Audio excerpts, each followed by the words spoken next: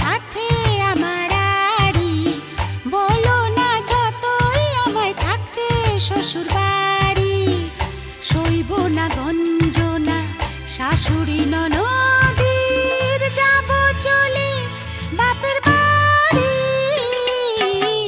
বলবো না কথা তোমার সাথে আমার আড়ি, বলো না যতই আমায় থাকতে শ্বশুর বাড়ি।